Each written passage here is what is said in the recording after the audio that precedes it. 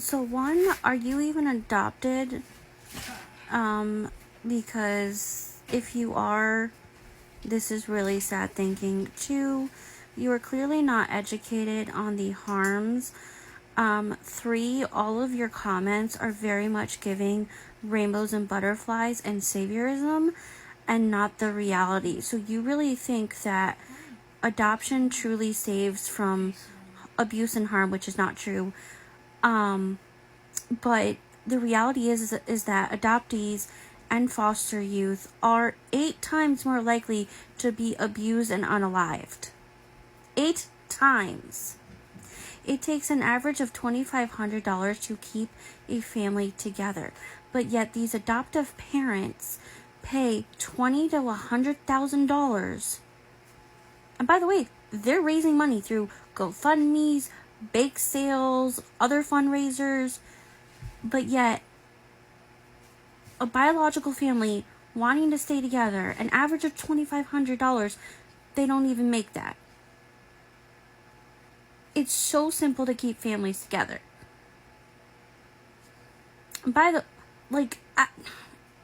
What's cruel is to separate family when it is not necessary.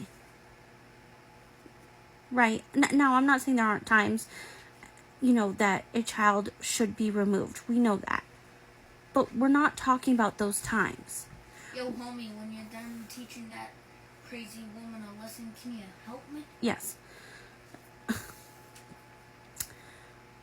We lose 15 of our 30 human rights through a legal process. We lose our culture. We lose access to important information. We lose what kept people have privilege of. If it was truly serving as a safe place, that would be one thing, but that is not the reality. The reality is that there is more harm in the adoption and foster care system, industries, in fact, they're industries. And there's people that think like you that aren't open to the realities. You're not open to education. You just love to speak over lived experience.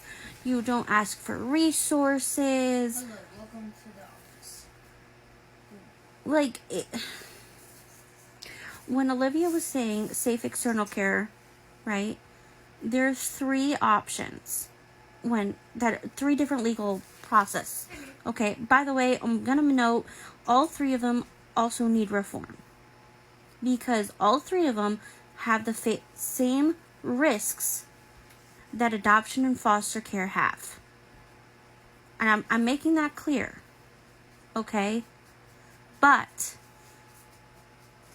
if safe external care is necessary, it is suggested that one, kinship being you're with another family member, you're supposed to, and if done right, they know the family, they know the truth, they have access to the information, all of that, right?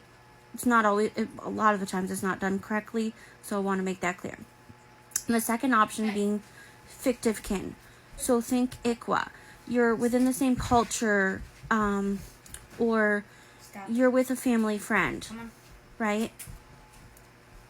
Again, you have some, maybe a little bit genetic mirroring. You're supposed to have access to information. Again, not always done correctly. Also needs reform. And lastly would be, there are different types of guardianship. And that would allow you to place the child in a safe home without stripping the child of their human rights. Window? Right there. Window? Again, all 3 have their own complications and need reform. And that's a PSA, but that is what we are talking about. They're not stripped of everything that we need. adoptees only make up 2 to 3% of the population. A temporary crisis, which anyone could face at any given time, does not mean that a child necessarily needs to be removed. Okay? I'm making that clear. I know you're teaching a lesson, but can you please hurry up? Yes. We are talking about human trafficking in a legal form via adoption. And I'm going to ask that you read up on the material that I'm going to suggest. I have stuff up in my bio. I'm going to tag a list of books that I've done videos on, or that I suggest, and also check out adopteereading.com. But please stop pushing this horrific narrative that you think it saves everyone. Because it is also September, which means it's Suicide Awareness Month, and adoptees are 4 times more likely to unalive ourselves over war veterans. 4 times more. So no, it's not saving us. It's actually killing us at a higher rate. But y'all don't care, do you? Okay, have a good night.